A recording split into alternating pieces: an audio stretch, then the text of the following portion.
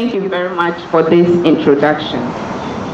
Mr. Chairman, invited guests, all protocol observed. I am very, very, very glad to be part of this wonderful program. Well, Uncle Mike has spoken a lot, and so I'll be very, very, very brief. Now, as he mentioned, sympathy is one of the most unpleasant barriers that exists between persons with disabilities and the able community. What we persons with disability need is empathy. That is to be identified with, to be understood. Give us what we need in order to make ends meet. In other words, teach us how to fish and not continuously give us fish. Most of the time, the situation is not like that. And so, breaking the barriers is an NGO that I'm very happy to be associated with. And we are looking forward to doing more programs together.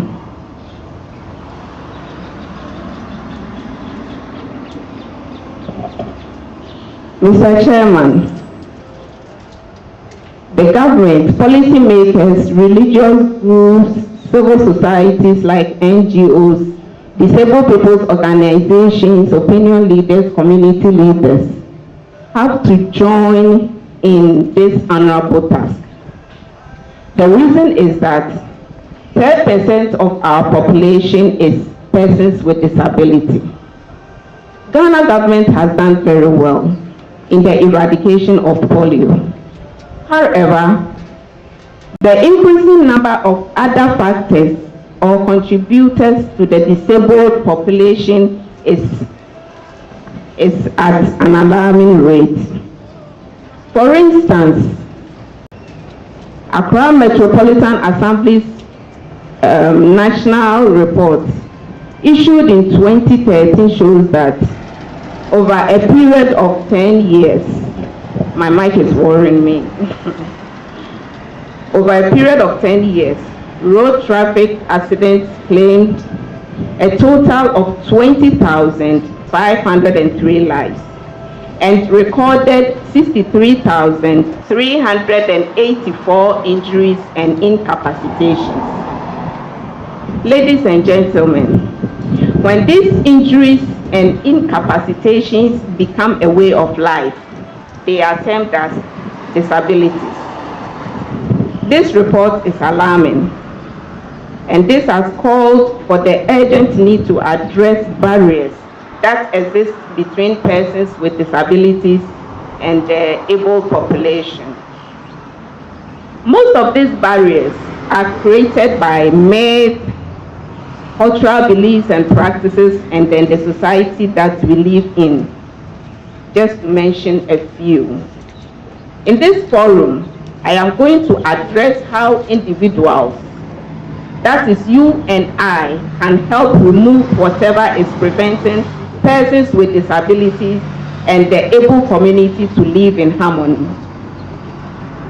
Today, I am going to share with you one of my experiences.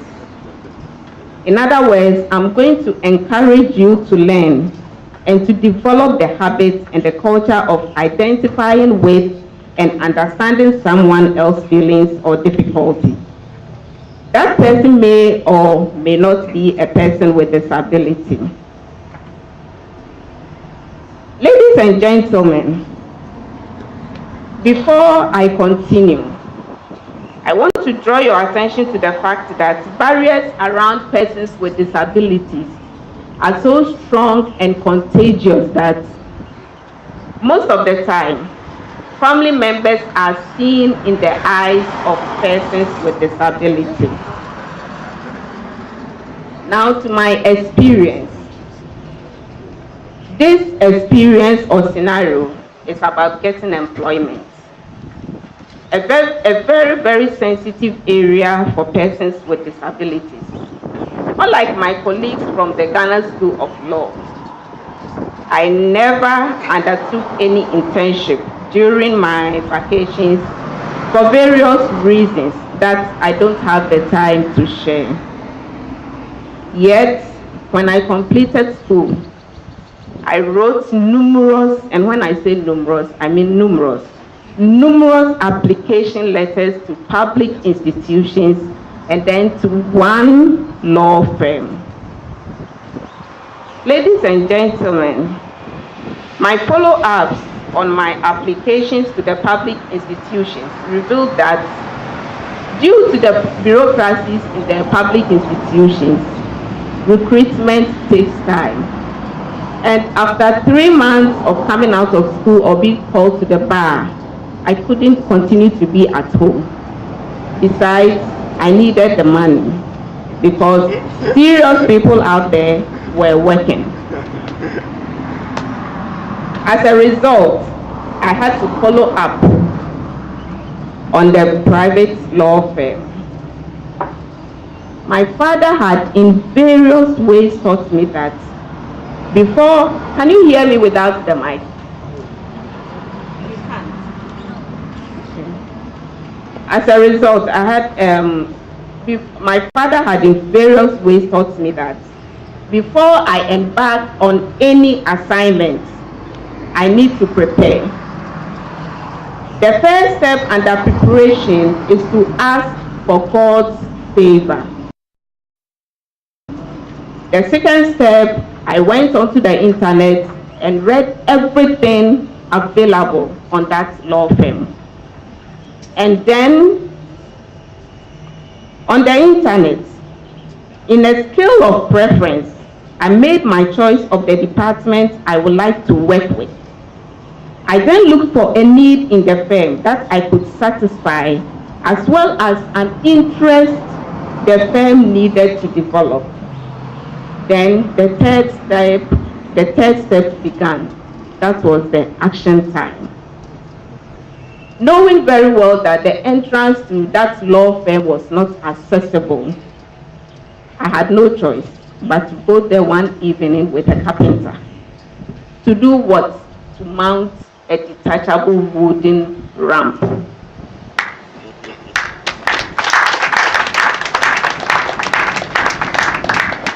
Mr. Chairman, we had to go there like 8 times.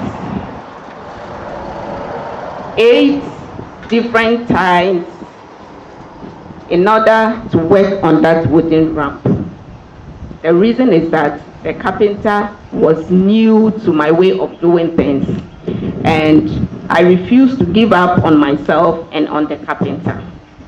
But finally, we had it done.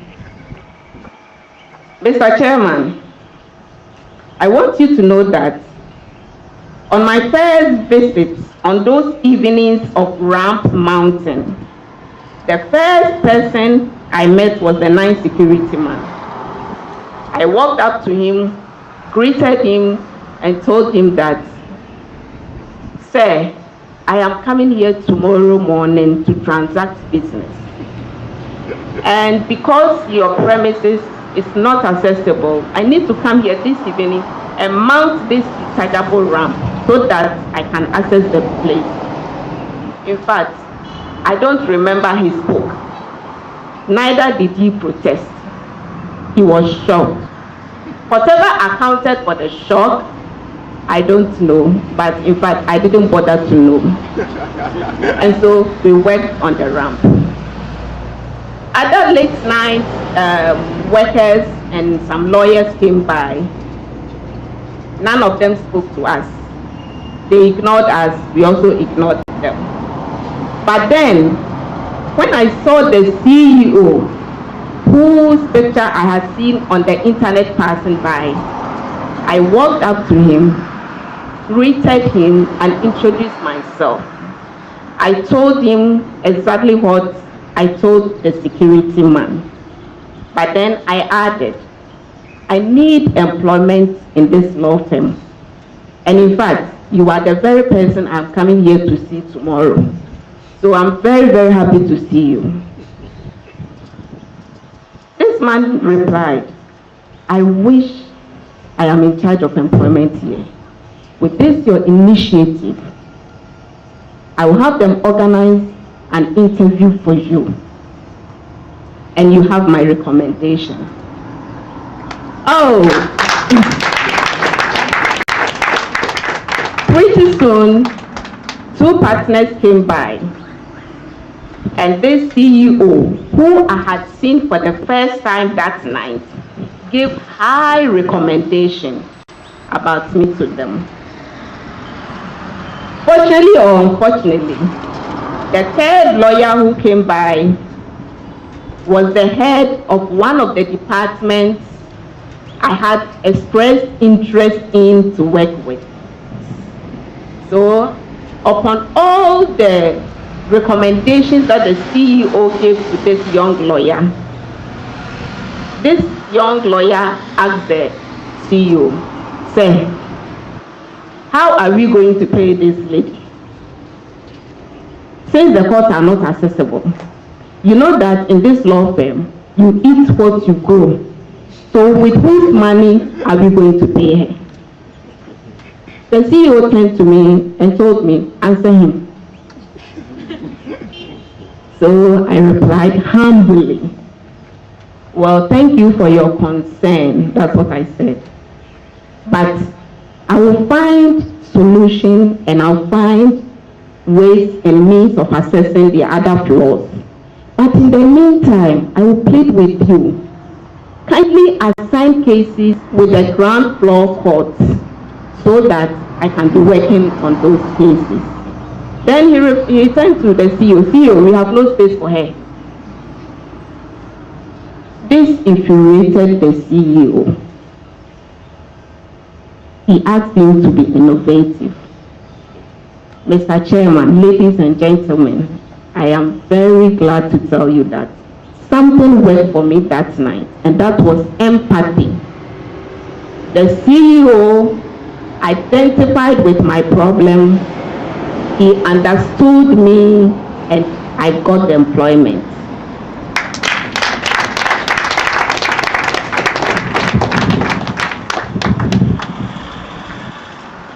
This is how I became an affiliate lawyer to Minka Premo and Co. Minka Premo is the first institution in Ghana that gave me the shock of my life. The reason is that with all the institutions that I have associated myself with, I have to provide my own ramps, not just provide them, but I have to maintain them. And the most annoying thing is that whenever I build the ramps along the stairs, everyone would like to use the ramp and to avoid the stairs. But when it is breaking down, nobody seems to care. But with this law firm, within 3 months of my stay, they changed the wooden clumsy ramp into a beautiful terrazzo ramp. And so I am very, very proud of them, Minka Premo and Co. at Laboni. For you persons with disabilities, I will encourage you to be very, very perseverant when it comes to employment. In being perseverant, you must be well prepared for the job you are seeking, in the job you are seeking. In your preparation, I will ask you to ask yourselves these questions. Am I ready for this job? In other words, will my disability allow me to be that punctual? Will I fit into that job description? Do I have the needed skills and qualification?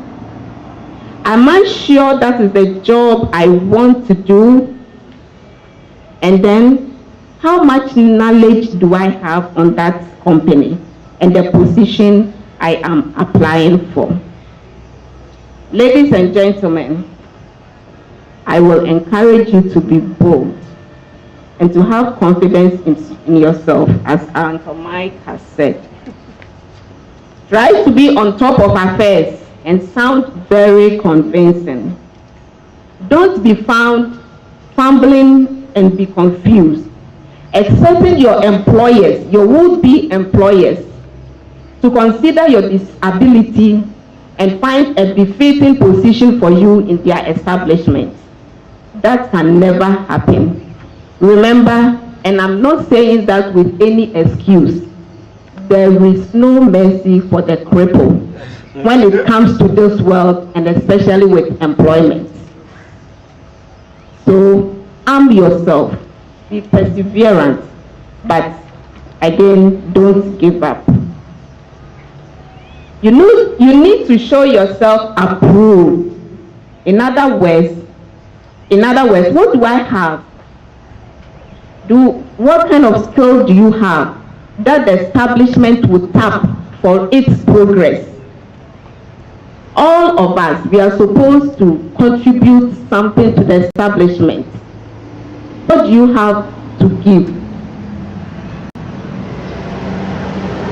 Mr. Chairman, the last but not the least, I would like to encourage persons with disabilities to expect the worst at their interviews. Don't be surprised when you are asked provocative questions. You will be surprised that about 80% of the interview questions you'll be asked will border around your difficulties, your disabilities, your challenges, and the things they think you cannot do. Again, be on top of affairs and be very convincing. Before you can be on top of affairs and be very convincing, you should know yourself very well. You should know your disability very well, and you should have solutions to the problems you are likely to face at the establishment. Finally, I put it to each and every one of you here that you all have challenges, one way or the other. Mine is so obvious. It is physical. I had polio when I was 2 years old, and medically, it has left me 95% disabled. But with the help of people like my mother and my family, and with the empathy of the few people I have also come to know, my life has turned around. I am challenging you to learn how to manage your challenges. One of the evil things about challenges is that if you don't manage your challenges very well, it tends to create barriers for you.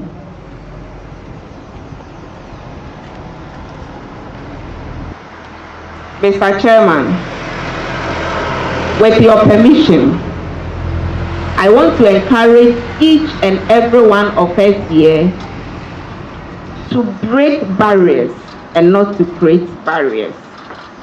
Whatever your level of disability or challenge, I encourage you that the sky is the limit. If I, a person with disability and with 95% disability, have come this far by the mercies and grace of God, then you, every one of us here, you have no excuse. You can do better. Thank you.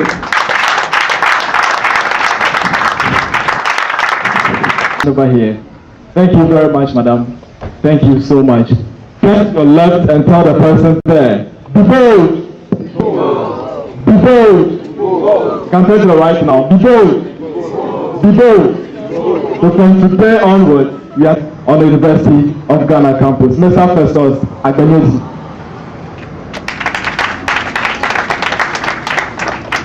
Mr. Chairman, friends, colleagues, All protocols observed.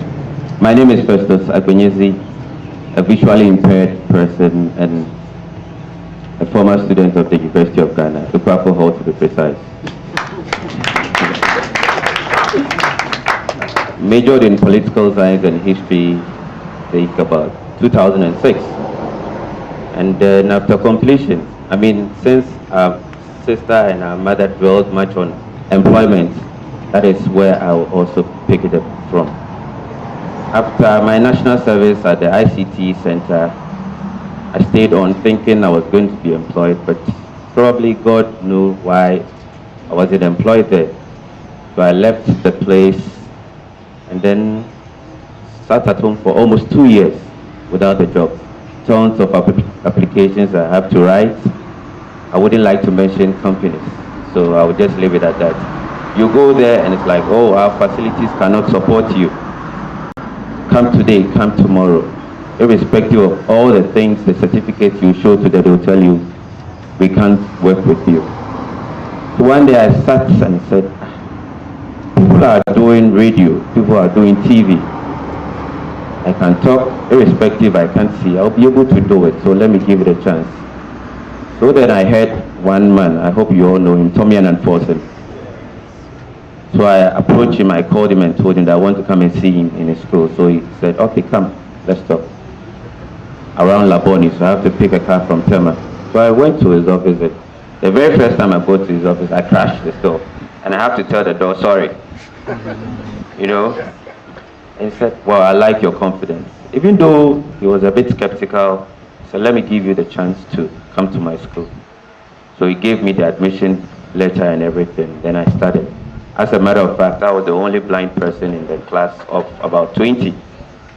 And when it came to public speaking, DJing, look, I could do it and do my mixing and all those things, you know.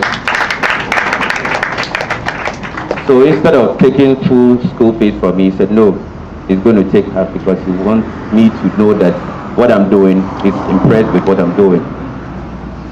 Then after my graduation, it became a problem again, going to the bigger world of attachment. You know, you go there with your certificate and your demo. I'm sure the MC know what, you all know what a demo is. That is what you use when you want to do radio or TV. So I got there, they played, oh, but our machines does not have the talking software on it. I said, I don't use the talking software, I use my brains. And that is what I use to DJ. And they will tell you how. I say, you don't know, give me the opportunity. Yes, they'll give you the opportunity, you do it, but the next time you call, the person will not pick his phone. So it kept on until one friend of mine at Asempa FM have to fight the authorities and they gave me the opportunity. The first time I was in the newsroom and I was producing, I was going on locations to go and report and all those things. Sometimes you fall into gutter, you come with your trousers dirty and all those things, but look, those are the challenges you face, and I think you just use it as weapons to fight back whatever society is using against you. So finally, I did my attachment with Asempa. Then there were things going around. Hey, so they ganged up against me. Like one day I was there and then my news editor called me and said, look, you are becoming unbecoming. So the best thing is, look, you make maximum use of your attachment period and you should go. And one thing I have learned, the late Dr. Brukum of the history department told me was, don't be intimidated by anybody, you have your certificate. So when he said, go home, I said, after you've not seen my certificate, so I'm going. So I left. He said, you this proud blind person. I said, I'm not proud, but I'm empowered to allow me to go. So I left. And one day I was just there and then I was praying, then God said, go to GBC. So I went to GBC and I asked to see the Director General, then Amprim Daku. So I went there and said he's traveled to South Africa, so I should come back the next week. I went there and had a chat with him. He said, how did you come here? Let me look at your CV. I saw my CV. I even sent my transcript to him, let him know what I'm capable of doing. He said, look, then and then he called his human resource manager and said, this is my nephew, give him a job to do right now. So then I have to type my letter. Where is the computer I'm going to use? The computer there does not have the voice on it, so I couldn't use it. And I called the secretary and told him, look, I'll dictate my letter for you to type for me. I don't know when I'll come back again, so type the letter. My name is Festus, P.O. Box, so and so. Then the lady typed the letter, and then the man signed. Could you believe after 3 days, they asked the man to proceed on leave? That is how God works. And getting to GBC has been a very peculiar task. You fall into gutters. I wouldn't say because the place is not disability friendly, so I'm going home. I want to prove a point to society that I'm capable of doing it. So you fall, you rise, you fall, you rise, until I started seeing my work. And to rise in GBC, especially the public sector, to become a producer, is no joke. Even think of it, you blind man who can't see anything. How would you invite your guests? How would you write synopsis? How would you do this? I would say to the glory of God that, look, I'm the producer for the education program on Monday, and look, I do better programming than my senior colleagues. To cut a long story short, I'm sure during our interaction period we will have much time to talk. Don't look down upon yourself. Society is there to suppress you. But I tell you, be as, when we used to, kids, we say couple, the one that they put the TV into it. When you try suppressing it in water, no matter how you do it, it still comes up. Let them suppress you, but tell yourself, you can never suppress me, because it's only God who can suppress me. Thank you so much, and God richly bless us all. Thank you. Thank you very, very much, Mr. Festus.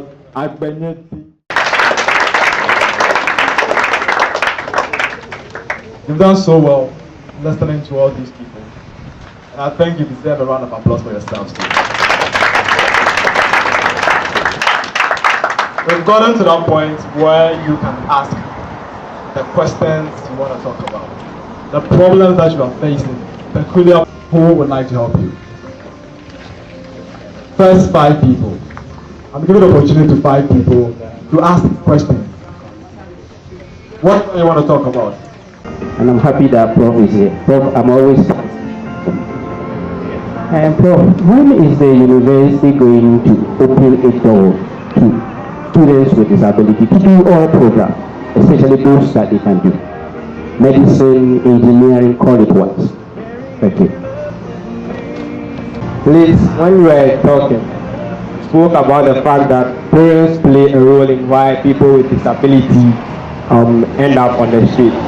So I would like to ask Lawyer Esther what Shraj is doing about this, about the fact that parents are causing their disabled children to end up on the street. That's the first one. And the second one is that just yesterday in the evening, I had a chat with my girlfriend.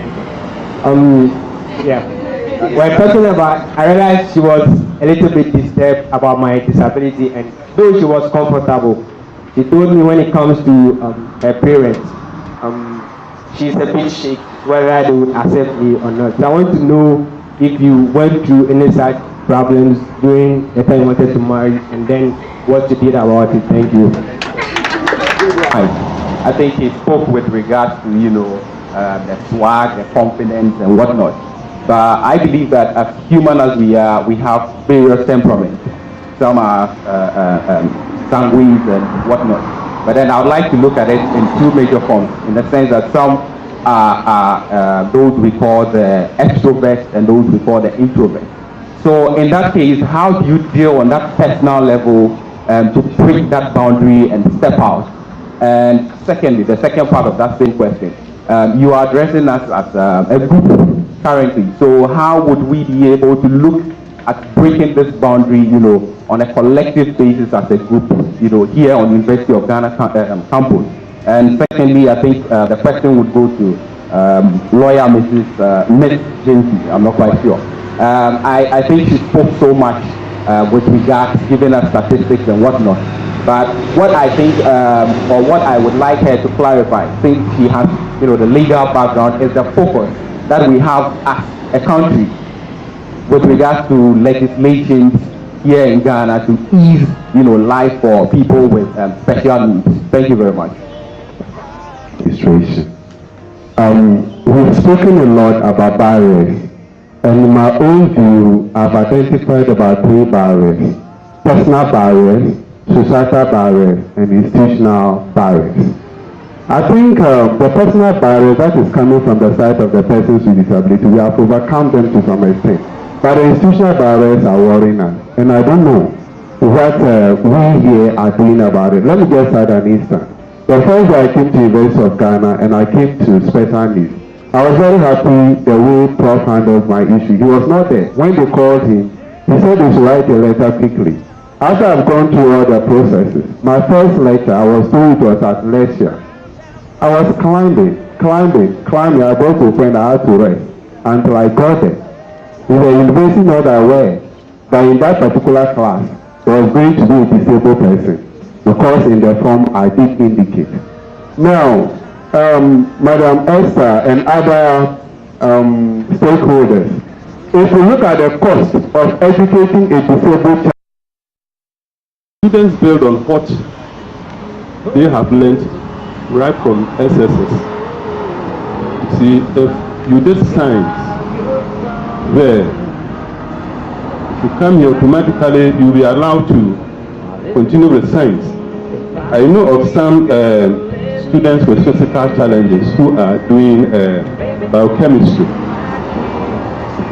And we have some also doing consumer science, which is also a science-related program.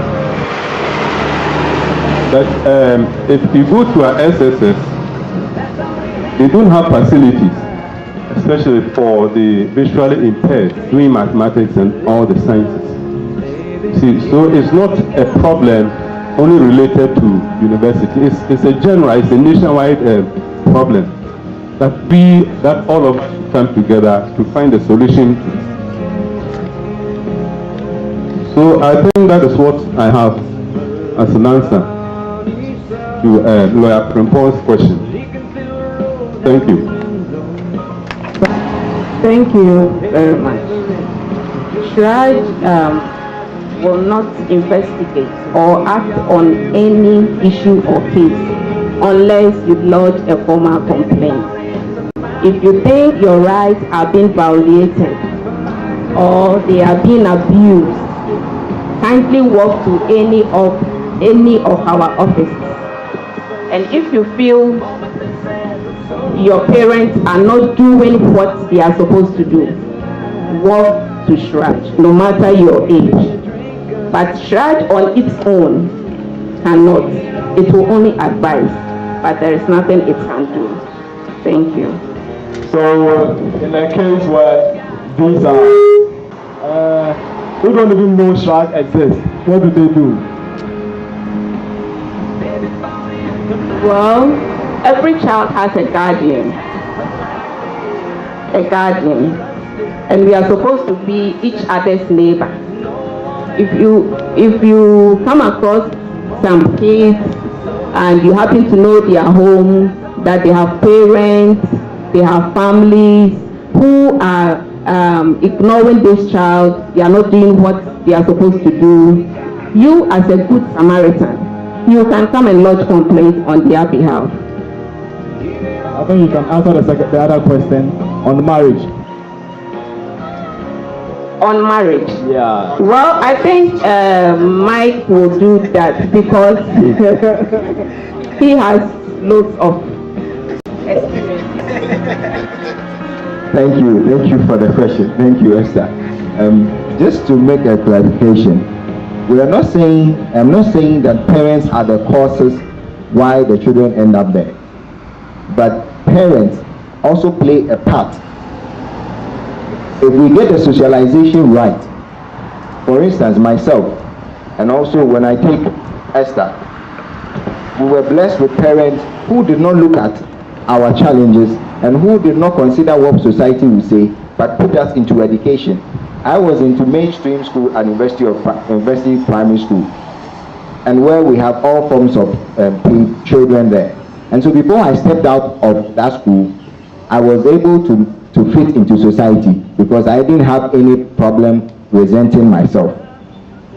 And to answer the question with relationship, it all started when I was young.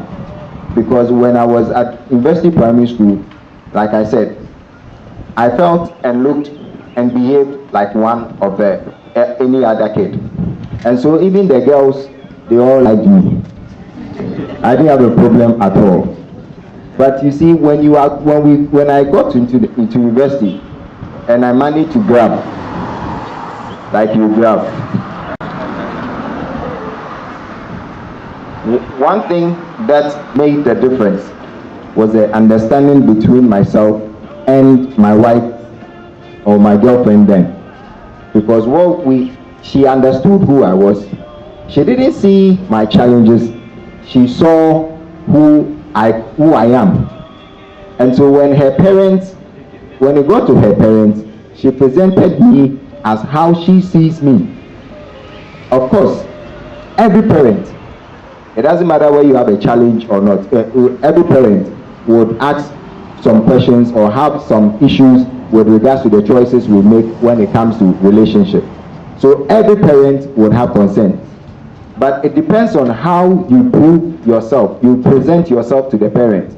Now when she presented me, initially they had their doubts and questions. But she said something which I love so much. She said, "This man sweeps me off my feet." Can your girlfriend say the same about you to her parents? If she can't say that, then she's not ready to go with you the long while. Because before the parents comes in, students are there. My girlfriend then had roommates who were saying, we've heard this guy you've been working with, you are going out, is it true? You know when people say, is it true? It's not because they like the issue, it's because they want to say something more. And they says, yes, why, do you have a problem? Hey, this guy is like working like this and that, you. But she never cared. Do you understand? She didn't allow those things. She never saw those things at all. She ignored those things. And the only reason she was able to ignore most of all these things was the fact that I never made her feel I was disabled. So if you look at me, when she was in Sabah and I was in Commonwealth, I would walk all the way from Commonwealth and come and visit her every evening. We'll go all the way to the drama studio to go and study. She used to do drama. I would even go and watch her productions. I walk with her and come back. On Val's Day, most of us, I was talking to some of the students with special needs. And they were telling me, there's no money, so this Val's Day, I don't even think of any Val's Day and girlfriend. You need to do things out of the box, not really expensive things. All I had to do was get a taxi to take us to, the Vice Chancellor's place behind the registry. We used to call that place Accra by night. We sat there in the evening. I had only one bottle of drink and disposable cup, and we were sitting, sipping, and viewing Accra by night. These little things make the difference. She realized that even the able guys, they couldn't do. One of my friends, who was my roommate, he just reached water runabout and shouted, "Hey, tell Akos that I will not disappoint her." He didn't even go there. Those are the things that make the difference. But when you bring the girl to your partner to that level, she has no regrets or worries presenting you to her parents. Now when you meet the parents, you are not there to prove yourself. Just be who you are, because you can't be anybody better than who you are. And let them see who you can be. Of course, before I even got married, it wasn't easy. We had to go through a lot of things. But like Esther said, learn to manage your disability. Do not let those things take the better of you, but learn to manage it. And I'll answer the question straight away from the gentleman. That he mentioned that we talk of disability in three. He talks of it in three poles: the personal, the social, and institutional. Yes, like I said earlier on, when we talk of the infrastructure, the advocacy for accessibility and all those things comes in as a result of the institutional barriers. which obviously every one of us is advocating every now and then. When you when you listen to the radio, we are talking about it. It is very, very, very, very, very important. It is very, very important. But what fuels the stigma and the discrimination is the attitude. The attitude. If the fact is, like for instance, as I mentioned to you when I was in Commonwealth, the only reason when I met a student one day and he said to me that there's a disabled association on campus. Why don't you come? I don't see you. I never knew there was any association. I never knew then. But when the man finished speaking, I said to him, thank you very much. But this time my challenge is me, I'm not disabled. Not because I was arrogant or I didn't want to associate. No. I never saw myself as a disabled. Do you understand? It is by choice. I never saw myself as that. But I went to the association anyway. But when I got there, I realized that the way all the things they were talking about, how one student's example was that she sat on somebody's bed and the person, after she had gotten out, the person took the bed sheet and put it in a bin. You know, that was very bad.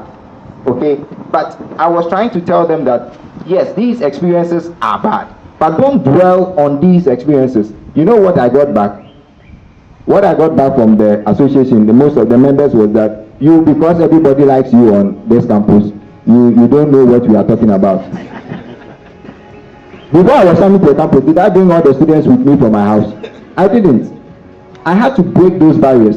And so that is what we are talking about. The structures, the infrastructure, it is important. But ourselves, if we learn to break them, the people would accept that easily. And when people get to know what capabilities are in us, then society will start, like in England. Now they know the worth of the physically challenged person. So wherever you find yourself in England, they have accessible access for everybody, and they have provision for infrastructure for everybody because society now accepts them. So that is not because we are looking at it only from the personal side, but it's all sides. But we are stressing more today on that side. Thank you very much, Uncle Mike. Let's move to the question on temperament. Temperament. Someone asked, if you are, say, an introvert, how do you manage? Yes, talking about temperament. You see, I'll go over the words that Esther used, that manage your challenges. Temperament could be a challenge. Don't you think so? It is also a challenge. So you need to manage it. By managing these things, if you realize yourself that you are introvert, what you have to do to learn to have a bit of humor in you. Learn to be less sensitive. If you are so sensitive, you will always get offended by very little things. And offenses would always cause you to lose something good that you have. You see, I say that there's a couple that were living together. The wife was always angry because the man would squeeze the toothpaste from the top, from the middle, not from the bottom. The woman also likes squeezing the toothpaste from the bottom. Do you understand? And that the woman was always offended. Every time she goes to the bathroom and sees the toothpaste being squeezed at the middle, she gets offended. That thing kept building and building and building. Before long, the marriage wrecked. But if we learn to change ourselves, because most of the times people want other people to change. The woman was hoping the man will change. But if we can change ourselves and accept people, accept behaviors, you know, when you say this is sociology, it will make you understand that there are individual differences. So when you realize that you are an introvert, start making friends, be less sensitive, and it will help you out of that, and have a bit of humor in you. It would really help you. All right, thank you very much. Let's move to Lawyer James on the focus of the nation. Where are we going as a country? What is our policy regarding disability in this country? Thank you. I can see a very bright future for persons with disabilities in Ghana. The reason that now we have adopted the UN Convention on the Rights of Persons with Disability. And we have our act, the Persons with Disability Act. Though we are still, like some people, or let me say some opinion leaders and pressure groups are trying to get them to legislate instruments that will operationalize the act.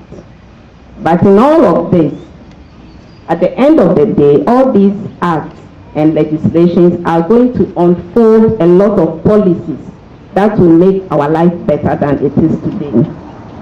The problem has to do with government willingness, the will of the government to actually do what it has to do. Thank you. The future is very bright. That's lawyer. Education. Someone asked the question. Cost of education. Cost of education. Education is a right, whether you are an able person or a disabled person, whether you are bedridden or you are not bedridden, whether you need help or you don't need help, it's a right. No matter the cost involved, if you take the steps to acquire the education, then the right help must also be given to you. So it's a right that we must all enjoy. Thank you. Affirmative action bill, which is being worked on at the ministry level, which we want to see how we can push it forward. And one of the issues that we looked at in trying to develop some strategies that we can put into the bill is how persons with disability can, get some kind of benefits in terms of educational opportunities, some opportunities to help in education and health and things like that. So we are working the draft to see how we can push it into the affirmative action bill, and hopefully if it goes through, I think that issue will be addressed. Take down whatever they say. If a deaf child is in such an institution, that deaf child would need an interpreter. The interpreter will listen and then interpret to the deaf child. So when you look at the hearing child and the deaf child, you would see immediately that the deaf child would need an additional structure for him or her to get educated. That also means additional cost. So there's no doubt when you look at it across all the other types of disability, we need to put in certain structures that will facilitate the education of the children. Now these facilities are not going to be paid for by parents. It is the institutions that are supposed to get them in place. So yes, it is educating a person, the cost is shared. And the parents have their responsibilities. So for example, you would not expect the institution to buy the dress for you to wear and come. It is your responsibility, you have to bear that cost. The institution has to provide the facilities, classroom, teachers, and if there's a need for this additional cost, the institution has to do it. But it all boils down on how well the institutions understand what it needs to be done for us to get the proper education. That is something we need to work on. We don't have to take it for granted that everybody knows. We all don't know some of the things we do out of ignorance. But it will require somebody who understands. And understanding this can come from us. We have to make it known. We don't have to sit down for somebody to look at us and say we need this to do for us. We have to make it known too. And we have people in authority in the institutions who understand, then they will do the right things. And I like to cite my hall, for example. He was saying, Uncle Mike said he should go to Kwafo Hall, and he said he wouldn't go there. Okay. It's good you didn't come. Excuse me. Now, if you look at this hall, when it was built in 1955, when the first cohort of students moved in, they didn't anticipate that people with disability will come in there. So it is very, very unfriendly to us. In the past, students on wheelchairs would have to come, and when they get to the stairs, they are picked up and brought down and all those things. Now, we have seen this not to be right. If we are managers of the institution and we have to provide the facilities for all the students to be able to be educated properly, then we have to do that. So if you go to that hall today, you will notice that they have constructed, ramps all the way from the entrance. You can come in comfortably and go around, navigate all the way out through the southern gate. And this is the type of thing we need in this country. And mine is in the form of contribution. I was in the same hall, common hall, with Mr. Owusu-Asare some years back. And my contribution will be on disability person having humor. I must say that Owusu-Asare is full of humor. And it's true that during his time on campus those days, everyone likes him because you can't intimidate him. And it is on record that he was voted, I can't really remember, as a treasurer or a general secretary during our time. So I know it's difficult, it's challenging, but then having humor and letting things go, I think will be the way to go.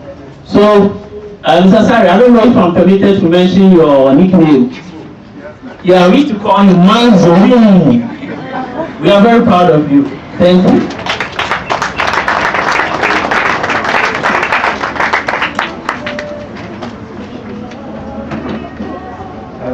My name is Bukari Abdul Kudus. Yeah, thank you very much. Of course, all the two speakers, they touch much on the issue of breaking the barriers between the disabled and the able communities, and then challenging the status quo when it comes to the issue of job searching and then job acquisition. But we all know that we're living in a society where some people attribute the issue of disability to superstition, with superstition. So we're talking about the issue of advocacy every and there. And this, I think, is always within the big cities and towns.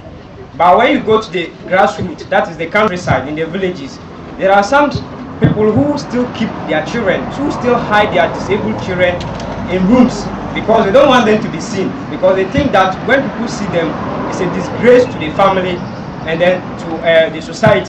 So they try to hide them. And this is mostly related to the villages where there is no access to these public facilities, hearing things, information from the media and all those education. So very often you see that those who beg on the road, as most of them are coming from the villages when they grow up, because they have been cornered in the rooms for a very long time. They have nothing to do. They can't do virtually nothing. So they come to the cities and they find themselves on the road begging. Now my question is, how far has SHRAC gone, or the government gone, educating parents, families, and then the society on the rights of the disabled, and that disability is not associated with superstition? Because seeing the issue and reporting it is not the problem, but the problem is tackling it from the grassroots level. The education to the society is much important than people seeing it and reporting to SHRAC. So how far has SHRAC gone towards educating people on this issue? Thank you. Special needs, the role they play in the admission of students in the University of Ghana, because I have had a personal experience where after writing certain exams, the bureau that I used was questioned as to whether even the doubts whether I was able to write that. So I want to find out the role of the office. Thank you. Thank you very much. My question goes to the SHRAC. Regards to your answer you gave to the one who asked question towards your contribution or your steps you are taking against parents who contribute to straightism or persons with disability who are street beggars. The answer was that you need what? A formal complaint. This problem is a social problem. Everybody is aware of this. So this is just a suggestion. Can't the SHRAD, in collaboration with Social Welfare and NCCE, embark on public education? And because there are some people who are even professors who are swimming in the pools of naivety so far as problems or people with disability are concerned. Example, in my former school where I was, there was a teacher, a physics teacher, who was advising students not to be mingling with students with visual impairment. So I believe if public education is organized day in and day out, all these people will come to the limelight. Thank you. Thank you very much. The employment situation in this country is not getting any better. And how can the disabled be involved in the entrepreneurial process or in creating jobs so that they can as well be found in the job market? The question goes to our special case. What can we do as a person living with disability to reduce the level of stigmatization in the society? That's my question. About stigmatization. No, that was aggression. It was aggression.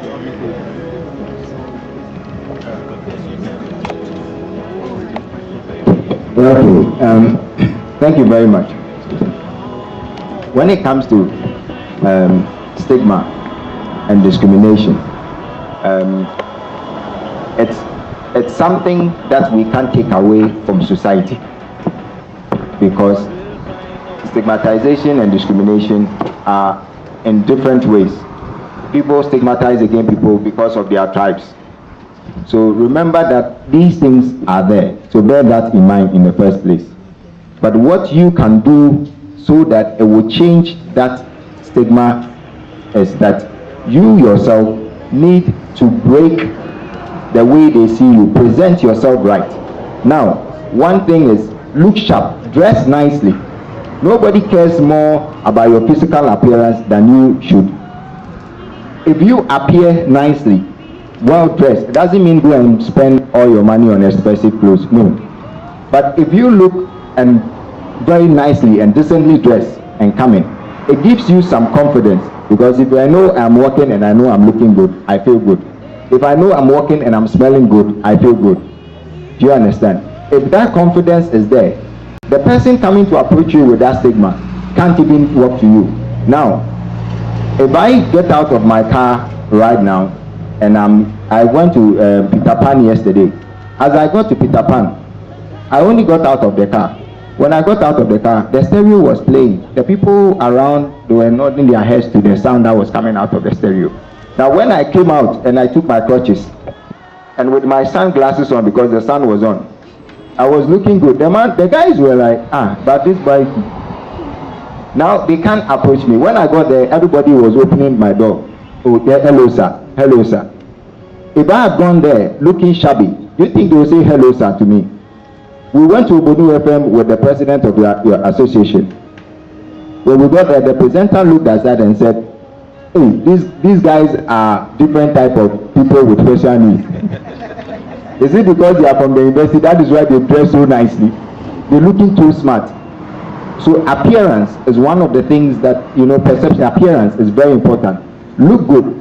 It doesn't matter that you have whatever challenge you have. Look good, smell good, have nice haircuts, look sharp, and walk with chest high with your confidence up.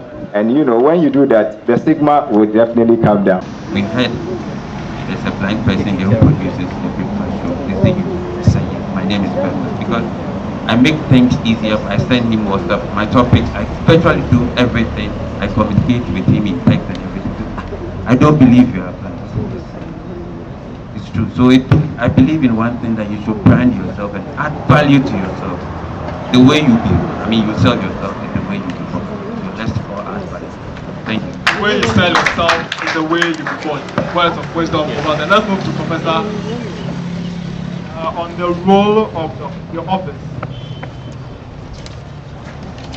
Hi, thank you. When it comes to admission, we all know that one should get 6 subjects, 3 core and then 3 electives.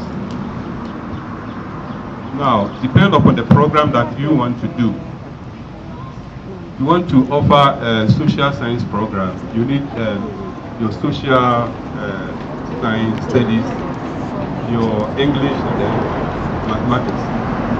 Okay. Then for the core, it depends upon the program that you offer that emphasis.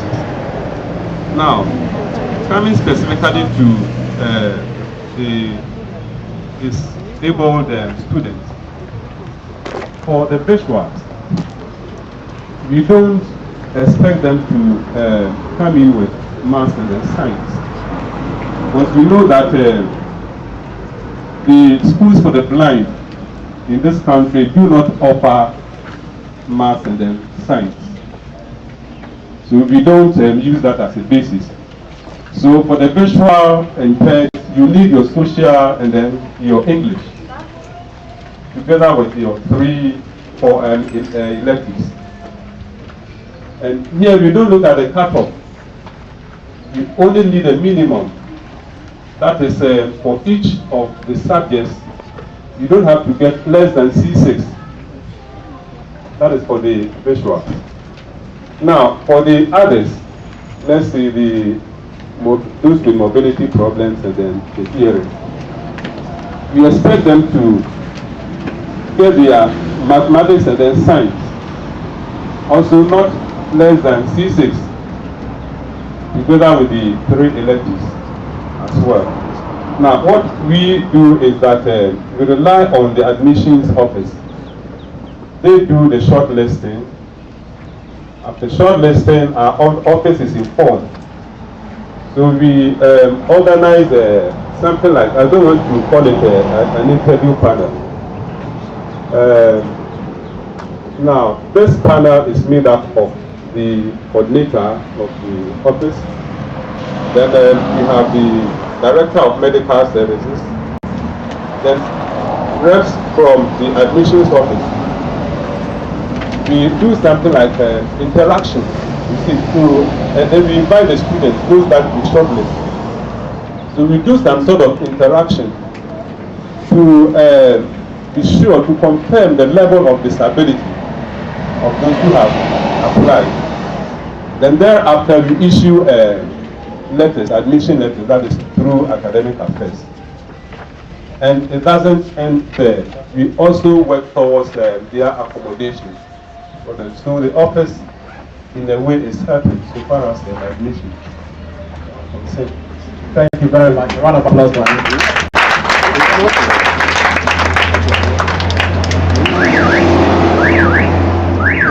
Now, I'm going to use my own experience to illustrate and try to demonstrate so that you may understand it better. When it comes to negative attitudes of people towards persons with disability, it is a culture, it is an attitude that people have developed over a long period of time. You and I know that it is very, very difficult to change the attitudes of adults than children. From what I have seen from Shraj, they are doing their possible best. But because those negative attitudes towards persons with disability has become a culture, an attitude, a way of life, their efforts are not being seen very much. As a result, of late, they have started educating school children. Instead of adults, their target is the school children. Now, why the school children? I'll use what happened to me recently. I have a very good friend. And when I say a good friend, I mean a very good friend. This friend accompanies me on programs. This friend is interested in whatever I'm doing. This friend will give me whatever help and support. This friend will tell others what Esther is doing and how I like her and all that. Then this friend gave birth, and she needed someone to take care of the child. I mean, just a place to keep the child and then the nanny, so that she can go to work. Our houses are very close, and my mother is always in the house. So I advised my friend, oh, since grandma is here, bring your nanny and the child. The first 2 days, for some reasons, I happened to be at home. And so I helped with, taking care of this child. On the 3rd day, the nanny told us she was going to buy something. Then the child was asleep. She did not get to the gate. Then the baby woke up. The baby was lying by my side in my study. And so I lifted the baby and started feeding the baby. I had done that 2 days ago. So what is the harm? This lady came back, saw me feeding the baby, and you won't believe what she did. She came to snatch the baby from me, took the feeding bottle and lifted the bed sheets away. The question is, what happened when the nanny and the child got home? What kind of discussion went on? What did my friend and the nanny discuss? I drew my mother's attention to it. My mother couldn't believe it. I kept quiet. I saw that it was my fight. I am the one who encouraged her to come and leave the baby in the house. Then they changed nanny. The 2nd week, a different person. That day, a day in particular, I happened to be at home. And so my mother said she was going for a walk. That nanny came to tell me she has to go and buy something.